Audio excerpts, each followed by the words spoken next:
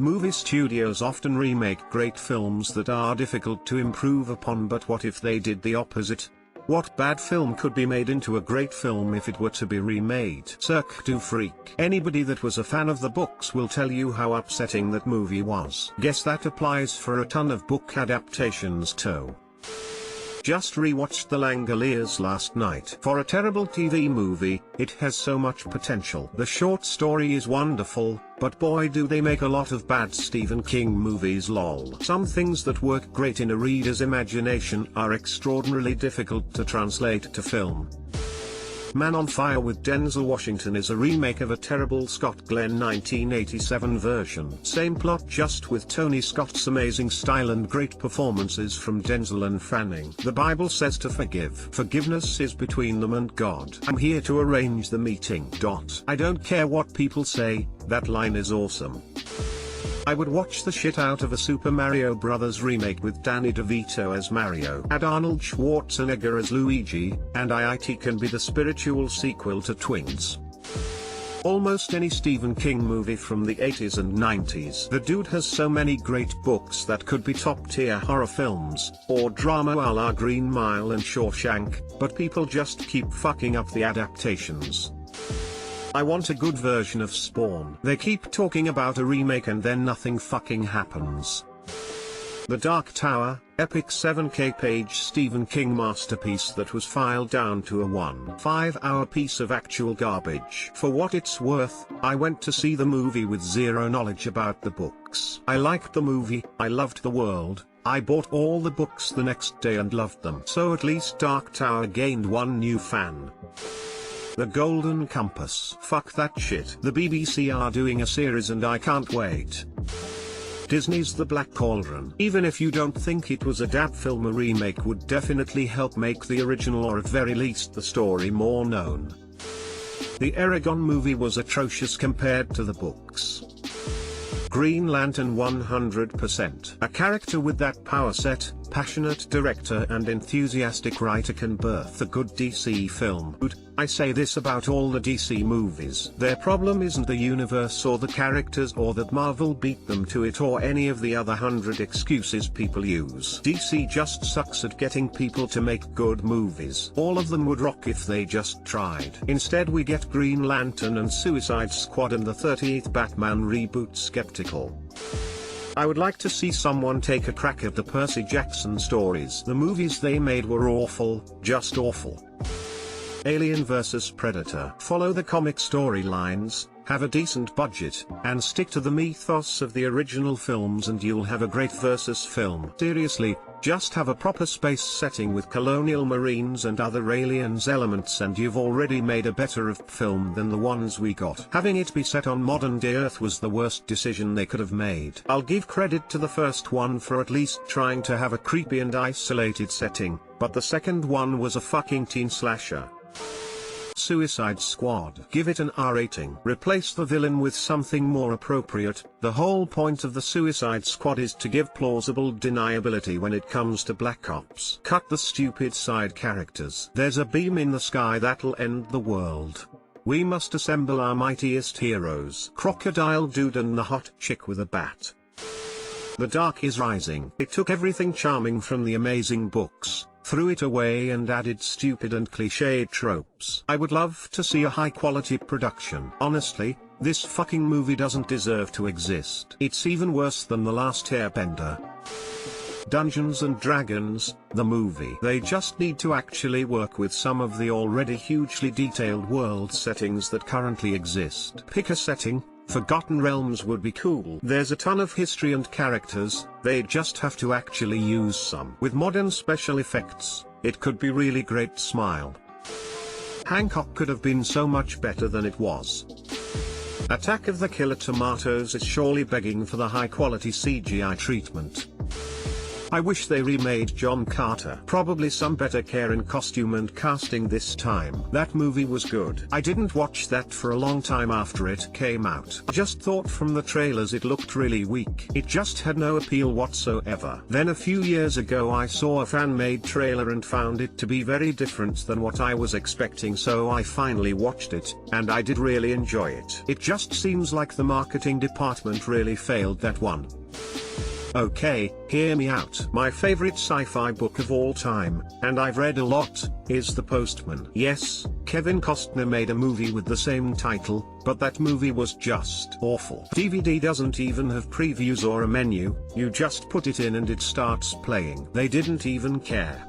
It's a story about a guy who's trying to survive in a post-apocalyptic world, and how his lies about being a postman give hope and change to all the little settlements that he tries to scam. There are cyborgs, supercomputer AIs, blimps, lasers, cabals of scientists, metahumans, and all sorts of shit like that. The KC movie has a guy with a tattoo and Tom Petty. If I had the money, I'd buy the rights and pitch it as a series to Netflix. I'm convinced Reign of Fire could be a great movie instead of the aggressively average movie it was. The biggest problem with that movie is that it takes way too much suspension of disbelief to accept the idea that all the jet fighters of the world failed against the dragons, but some assholes are able to fight them by jumping out of helicopters at them. How to make it amazing? Just change the time. Instead of modern day, have the dormant dragons woken up by the Blitz in World War II. It's way more believable that dragons would pose a threat to World War II fighters. Thus, just imagine a giant dogfight scene between a flock of dragons and squadrons of hawk or hurricanes. It would be like an Iron Maiden album cover come to life. Passengers with the movie starting from Jennifer Lawrence's character's perspective and Chris Pratt being the bad guy, like everyone suggested. You don't have to remake it. You can just re-edit it into a horror. Then show Pratt character's loneliness at the end as a flashback. So you see it from her POV first, then his. Tron. It was good enough to me and Daft Punk fans but wasn't so popular. Perhaps it wasn't the right timing when released. Tron was the best Daft Punk music video I ever watched. Couple come to mind. Jupiter Ascending was a shitty movie that had a great movie hiding inside it. The art direction of that movie was fucking phenomenal and there were parts of the film that really worked. Problem is that the script was fucking infuriating. I feel like it needed another editor to look it over or something, to fix up some of the messiness with it. I also think people don't understand camp and just assume anything campy is bad, and I think that worked to this movie's detriment, but that's another combo. It wasn't a good movie still. Lady in the Water. I confess, I actually like this movie. It came out when I was like 15, so that might have something to do with it. Okay, yes, it's really stupid that M. Night wrote a movie where he played a dude who was going to change the world with his writing, and had a shitty movie critic character get killed as a gotcha to critics, but the setting was really oddly intriguing, a fairy tale set in a shoddy Philadelphia apartment complex, and the meta elements of trying to figure out who the story is supposed to go using tropes is kind of cute. Also the Skrinks or whatever they were called were cool. I actually think this movie isn't all that bad, and I think it's another example of give that script another pass. M. Night in general, like, we know he's capable of good movies. Unbreakable still holds up as a really excellent superhero film and a deconstruction of superhero films a full 2 years before Raimi's Spider-Man came out. I feel like the guy is someone who did a really great job early in his career and then let the praise go to his head and became convinced he could do no wrong. Biodome would make for an amazing horror movie. Don't even change the actors, just have it from the perspective of everyone else trying to escape while Pauly Shore stalks them. Or confused. This thread is about remaking bad movies. Maybe not a remake per se, but a new heavy metal would be pretty sweet. Just another collection of adult animation, that borderlines porn, with an awesome metal soundtrack. Netflix kinda tried that in a serialized format with Love, Death and Robots, and while the episodes are definitely hit or miss, there's enough potential. Though it does lack the awesome metal soundtrack. Suicide Squad. I think the animated film Assault on Arkham did a much better job of telling a good Suicide Squad story, and I'd love to see that on the big screen live action. Fortunately, we're actually getting a Suicide Squad soft reboot/remake. I'm confident Gunn can put out a much better movie. If Valerian and the City of 1,000 Planets had a better director and better leading roles, it could have been amazing. The story itself wasn't even bad, it was just fucked up by bad execution. So, don't cast Rihanna. The lead guy was not good emo. His dialogues were too manly, like something we expect from Karl Urban, and the actual guy playing the role looked like a baby. The entire Transformers franchise, set it in the 80s so you can actually use the old vehicles that people cared about instead of making a fucking GM commercial. The Warcraft movie and #X200B, I enjoyed the visual effects and the movie had its moments, but had I not been a Warcraft fan I would have had no fucking clue what was going on. I had to fill the blanks in with prior knowledge. I feel bad for the ones who didn't. It was so promising. Atlantis, The Lost Empire. Disney needs to quit remaking movies that are already amazing on their own. Atlantis would be an amazing, big-scale action flick with some amazing lore. Treasure Planet is also a solid choice. It's kinda sad to think that these movies were considered failures in the first place, especially Treasure Planet.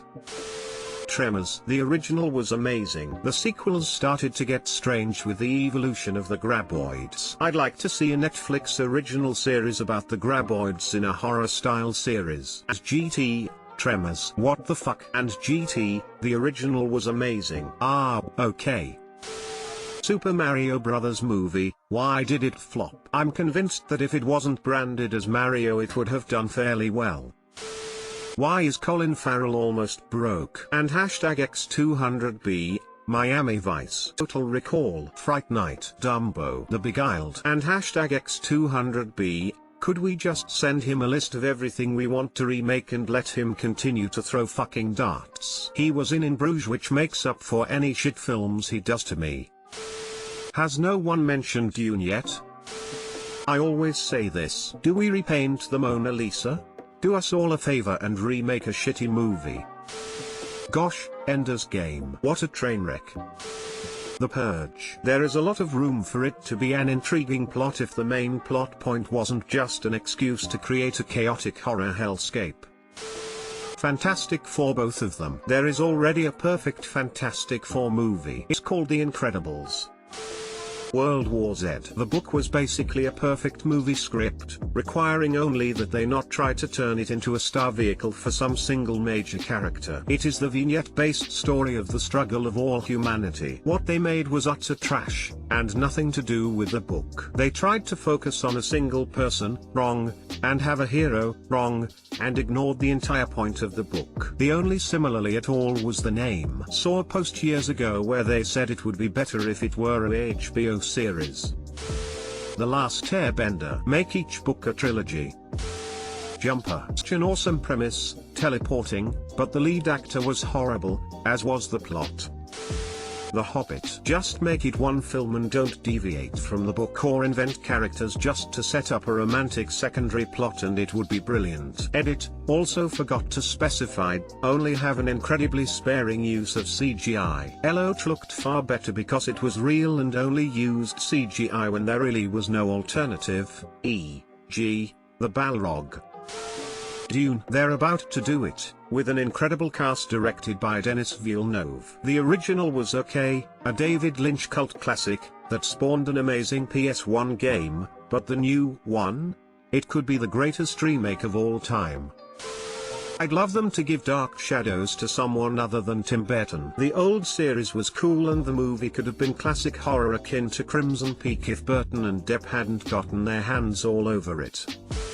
The Room, 2003, same script, same cast, depending on Tommy's wishes, and still directed by Wiseau. The only difference is that he's given hundreds of millions of dollars and unlimited access to any technology, resources, and or whatever else Tommy may want to carry out his vision.